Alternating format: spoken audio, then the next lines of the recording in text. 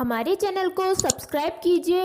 सबसे पहले हमारे वीडियोस पाने के लिए बेल आइकन को दबाइए। स्वागत है आप सभी का हमारे YouTube चैनल में। आज हम आपके लेके आए EVS का चैप्टर 2 आश्रय और परिवार।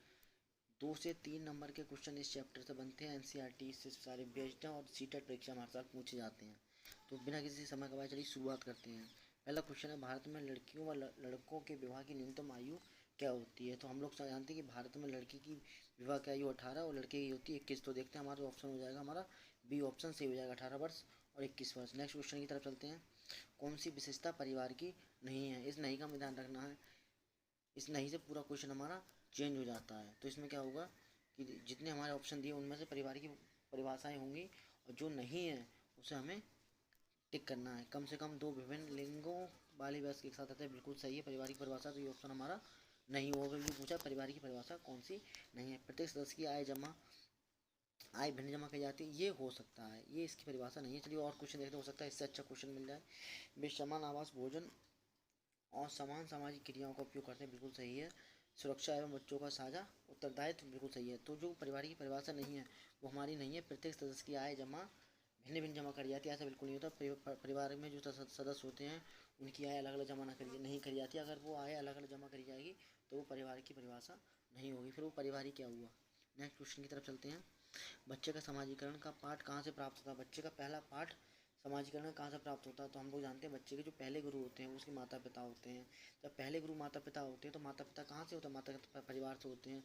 तो बच्चे का जो समाजीकरण का पहला पाठ होगा वो उसके परिवार से होगा। ऑप्शन बी हमारा करेक्ट हो जाएगा। नेक्स्ट क्वेश्चन की तरफ चलते हैं। कक्षा 3 के छात्रों को रमा ने सिखाया कि पिता माता और उसके बच्चे एकल परिवार का गठन करते हैं यदि दादा दादी एवं अन्य रिश्तेदार साथ रहते हैं तो एक विस्तारित परिवार है। इस बारे में आप क्या सोचते हैं? ठीक है, परिवार की परिभाषा गलत है, नहीं ऐसा नहीं है, बिल्कुल परिवार की परिभाषा सही है। तो ऑप्शन हमारा ये गलत हो गया। रमा अपने छात्रों के प्रति संवेदनशील नहीं है। अगर वो संवेदनशील नहीं होती तो बच्चों को ऐसी पाठों को परिवार की वो परिभाषा बिल्कुल बताती नहीं। शिक्षण अधिगम दृष्टिकोण समावेश नहीं है। अगर समावेश शिक्षा नहीं होती तो बच्चों को बताने का कुछ प्रयास नहीं करती। परिवार की अवधारणा को इसी प्रकार समझाना चाहिए, इसी बिल्कुल सही बात है। बच्चे को जब कक्षा 3 का बच्चा है तो उसे हम एक साथ डायरेक्ट नहीं बता सकते, उसे हम एग्जाम्पल के तौर पर बता सकते हैं कि परिवार की परिभाषा क्या होती है। ठीक है, नेक्स्ट क्वेश्चन की तरफ चलते हैं। ऑप्शन इसमें हमारा ऑप्शन डी सही हो जाएगा। नेक्स्ट क्वेश्चन की तरफ चलते हैं। प्रत्येक स्थान के नाम के साथ उस क्षेत्र में बनाए जाने वाले घरों का सही विवरण मिलान करना है। इसमें हमारे एक तरफ हमारे स्थान है और दूसरी तरफ घर हैं, तो हमें बताना है किस स्थान पर किस प्रकार के घर होते हैं। तो पहला ऑप्शन है मनाली। इसके सामने लिखा हुआ बांस के खंभों पर ऊंचे उठे घर, बिल्कुल नहीं। बांस के जो खंभों के बीच जो घर होते हैं वो असम में होते हैं। बांस के खंभों से जो घर बनते हैं असम में बनते हैं और ये 10 से 12 फीट ऊंचाई पे बनते हैं। तो लकड़ी या पत्थर या लकड़ी से बने डालू छतों छतों वाले घर हाउस बोट। ठीक है, तो क्या हो जाएगा ये? तो पत्थर या लकड़ी से बने डालू वाले घर और हाउस बोट ये हमारे कहाँ पर होते हैं? पत्थर और लकड़ी के घर हमारे कहाँ पर होते हैं? ठीक है, ये हमारे होते हैं मनाली में। तो ये हमारा हो गया मनाली। ठीक है, नेक्स्ट मिट्टी के घर जिनकी छतें कटीली झाड़ियों से बनी होती है हमारा राजस्थान होता है। राजस्थान में मिट्टी घर बनते हैं और उसकी जो झाड़ियाँ जो उनकी छतें होती हैं वो कटीली झाड़ियों से तैयार करी जाती हैं। नेक्स्ट है हमारा पत्थर के बने घर जिनमें फर्श और छतें लकड़ी की बनी होती है, हमारा लद्दाख होता है। लद्दाख में हमारे क्या होता है? पत्थर के घर होते हैं और जो उनकी जो फर्श होते हैं वो लकड़ी के होते हैं। छतें और फर्श किसकी होती है? लकड़ी की होती है। नेक्स्ट क्वेश्चन है, निम्न में से कौन सा पक्षी कैक्टस पौधे के कांटों के बीच अपना घर बनाता है?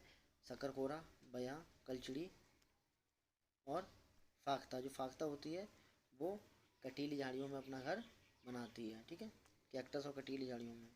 नेक्स्ट क्वेश्चन है, परिवार एक इकाई होता है जिसमें माता पिता और उसके दोनों बच्चे होते हैं, यह कथन सत्य है गलत है? जो इसमें कथन स्टेटमेंट दिया है हमें ये बताना है, जो इसमें स्टेटमेंट दिया है वो सही है या गलत है।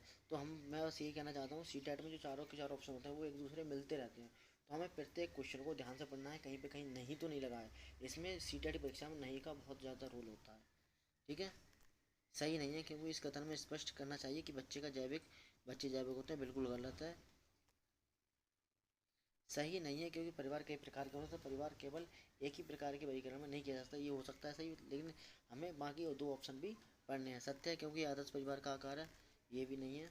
सत्य है क्योंकि सभी परिवार इसी प्रकार के होते हैं, नहीं सभी परिवार अलग अलग प्रकार के होते हैं। तो ऑप्शन हमारा कौन सही हो गया, ऑप्शन हमारा बी सही हो गया। सही नहीं है क्योंकि परिवार कई प्रकार के होते हैं तथा परिवार का केवल एक ही प्रकार वर्गीकरण में नहीं किया है। तो परिवार कई प्रकार के होते हैं, जॉइंट परिवार से जॉइंट फैमिली होती है, सिंगल फैमिली होती है। तो परिवार को हमने कई भागों में बांट दिया है। नेक्स्ट क्वेश्चन है, ग्रामीण क्षेत्र के मकान के ढांचे वाले की जलवायु मौसम की स्थिति मौसम से संबंधित होते हैं। एक गांव के मकानों के नीचे लक्षण दिए हैं, ठीक है। अब हमें पहचानना है ये मकान कहाँ के हैं। मकान मजबूत बांस के खंभों से बने होते हैं। तो बांस के खंभों में होता है, ऐसा सिर्फ एक असम में ही होता है जहाँ पे बांस के खंभे लगे होते हैं। अंदर से भी मकान अंदर से भी मकान लकड़ी से बने होते हैं, हाँ ठीक है। और मकान जमीन से लगभग तीन तीन से 3.5 मीटर की ऊंचाई पर बनते हैं और मकान की छतें डालू की होती हैं। इस प्रकार भारी वर्षा में यह गांव किस राज्य में होना चाहिए। तो मैंने बताया था जो हमारा असम होता है, जो असम में जो हमारे मकान बनते हैं वो बांस के डंडों से बनते हैं। 10 से 12 फीट यानी 3 से 3.5 मीटर ऊंचाई बनते हैं। और मकानों की छतें होती हैं वो डालू की बनती हैं। इस और ताकि इतनी ऊंचाई पर इसलिए बनते हैं ताकि जब जो असम में जो बारिश होती है ना, उससे हमारे जो घर है वहाँ पर रहने में कोई समस्या ना हो। और कोई बारिश में क्या होता है, कीड़े पतंगे जंगली जानवरों का आने का खतरा बहुत रहता है। तो जब मकान 10 से 12 फीट की ऊंचाई पर बनेगा तो ज़्यादा खतरा नहीं होता है। तो इस प्रकार मकान हमारे कहाँ पर हो जाएंगे, असम में हो जाएंगे। ऑप्शन बी हमारा सही हो जाएगा। नेक्स्ट क्वेश्चन है, निम्न में से कौन सा कीट मधुमक्खी की भांति कॉलोनी बनाकर रहता है। मकड़ी मकड़ी सॉरी क्वेश्चन है, इनमें से कौन सा कीट मधुमक्खी की भांति कॉलोनी बनाकर नहीं रहता। इस नहीं का हमें फिर से विशेष ध्यान रखना है। इस नहीं को अगर हम मिस कर देते तो हमारा पूरा क्वेश्चन गलत हो जाएगा। तो मकड़ी हमारी कॉलोनी बनाकर, मकड़ी को हमने देखा कभी कॉलोनी बनाकर एक ग्रुप में रहते नहीं देखा है। तो मकड़ी हो सकता है ये हमारी ग्रुप में एक साथ नहीं रहती। तथा यह भर्रियाँ जो बर्रे होते हैं जिन्हें हम आम भाषा में पीली वाली जो बर्रियाँ होती है तो वो भी हमारा ग्रुप बना के रहती है। दीमक ये भी हमारे ग्रुप में रहती है। चींटी ये भी हमारे ग्रुप में रहती है। तो मधुमक्खी की तरह कॉलोनी बनाकर कौन नहीं रहता, मकड़ी नहीं रहती। तो ऑप्शन हमारा ए सही हो जाएगा। नेक्स्ट क्वेश्चन है, घरों के नीचे दी गई विशेषता पर विचार कीजिए। निचली मंजिलों में कोई खिड़की नहीं होती। पेड़ के तनों की लकड़ी बनी डालू छत है। जो पेड़ की जो छत होती है वो डालू से बनी होती है। पत्तों के खंभों पर 10 से 12 फीट की ऊंचाई पर बने होते हैं। पत्थर गारा और चूने से मोटी दीवारें बनी होती हैं। लकड़ी के फर्श लेह और लद्दाख के घरों की ऊपरी कौन सी विशेषताएं पाई जा सकती हैं, ठीक है। तो ऑप्शन दिए हमारे BCD, CD, E और AD, E और ABC। तो इसमें हमारी कौन सी विशेषता होगी हमें ये देखना है, ठीक है। चलिए अब लद्दाख की देखते हैं क्या क्या विशेषता होती है। निचली मंजिलों में कोई खिड़की नहीं होती, बिल्कुल सही बात है। पेड़ के तनों की लकड़ी से डालू बने होते हैं, नहीं ऐसा नहीं है। इसमें पत्थर के घर होते हैं, पेड़ के तनों से डालू नहीं बनते हैं। नेक्स्ट चलते हैं, पत्थर के खंभों पर जमीन से लगभग 10-12 फुट की ऊंचाई पर नहीं, 10-12 फीट की ऊंचाई पर बांस के होते हैं वो असम में बनते हैं। पत्थर गारा और चूने से बनी होती है मोटी दीवारें, बिल्कुल सही बात है। लकड़ी के फर्श ये भी सही है। तो हमारा कौन सा सही हो गया, ऑप्शन DE और DE और A। तो हमारा जो ऑप्शन हो गया वो हमारा सही हो गया ADE। देखते हैं ADE ऑप्शन कौन सा हमारा, ADE ऑप्शन हमारा C सही हो गया, ठीक है। तो ऑप्शन हमारा CADE सही हो गया। नेक्स्ट क्वेश्चन की तरफ चलते हैं। कौवा पेड़ की ऊंची डाल पर अपना घोंसला बनाता है। इस घोंसले को बनाने में कई प्रकार की चीज़ें, यहाँ तक कि लकड़ी और शाखाएं और लोहे के तार भी होते हैं। एक चालाक पक्षी भी है जो अपने घोंसला नहीं बनाता है और कोए के घोंसले में अंडे देता है। और बेचारा कौवा अपने अंडों के साथ इन अंडों को भी सहता है। तो हम लोग सब जानते हैं कलचड़ी ये भी अपना घोंसला बनाती है, बसंत कौरी ये भी अपना घोंसला बनाती है और शक्कर खोरा होता है ये भी अपना घोंसला बनाता है। तो कौन बचा, तो हमारा बचा जो कोयल, ये बहुत ही चालाक पक्षी होता है। ये हमेशा जो कौवा होता है, कौवा जहाँ पे घोंसला बनाता है तो ये चुपचाप ये कौवे के घोंसले में अपने अंडे दे देती है। जो कौवा होता है वो समझता है कि अंडा उसका है तो वो उनकी पूरा वो उसकी देखभाल करता है। तो ऑप्शन हमारा C सही हो गया। कोयल अपना घोंसला नहीं बनाती है, अपने कौवे के घोंसले में अपने अंडे देती है। नेक्स्ट क्वेश्चन है, एग्जिमो अपने घर इग्लू का निर्माण बर्फ से करते हैं, इसका क्या कारण है? ठीक है, तो एग्जिमो जो अपना घर इग्लू होता है जो बर्फ से बनाते हैं उसका क्या कारण है? ठंडी हवा और पानी अंदर नहीं जा पाते, बिल्कुल गलत बात है। बर्फ की दीवारों के बीच मौजूद हवा अंदर की गर्मी को बाहर नहीं जाने देती। बर्फ मुफ्त से मिलती है, मुफ्त में मिलती है, अन्य सामग्री की कीमत अधिक होती है, बिल्कुल गलत बात है। ध्रुवीय क्षेत्रों में केवल बर्फ होती है, ये भी क्वेश्चन गलत है। तो ऑप्शन हमारा बी सही हो गया। बर्फ की दीवारों के बीच मौजूद हवा अंदर की गर्मी बाहर नहीं जाती थी।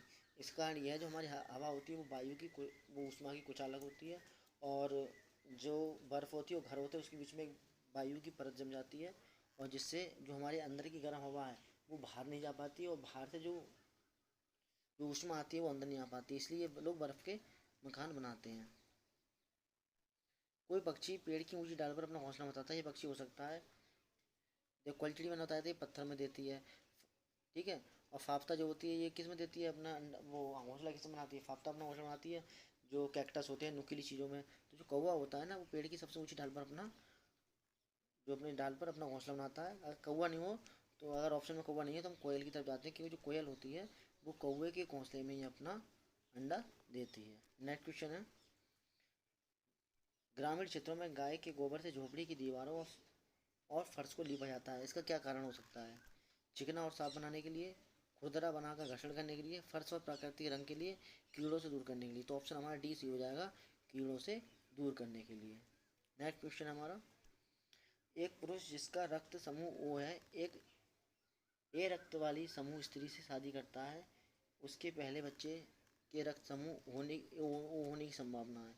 अगर जो पुरुष है वो ओ पॉजिटिव है और ए पॉजिटिव वाली लड़की से शादी करता है तो ओ पॉजिटिव होने की संभावना हमेशा 50-50 रहती है, क्योंकि 50% जो जीन्स हैं वो लड़के के होते हैं और 50% जो हमारे जीन मैच करते हैं वो लड़की के होते हैं। तो ओ पॉजिटिव होने की संभावना हमारी 50% है, ठीक है। तो आज की वीडियो में बस इतना ही। अगर आपको हमारी वीडियो अच्छी लगी हो तो ज़्यादा से ज़्यादा लाइक करें, और मैं कोशिश करूँगा एनसीईआरटी का पूरा सिलेबस जल्दी जल्दी कवर करने की। इससे बाहर आपका कुछ भी नहीं आएगा, ये पूरा एनसीईआरटी बेस्ड सिलेबस है।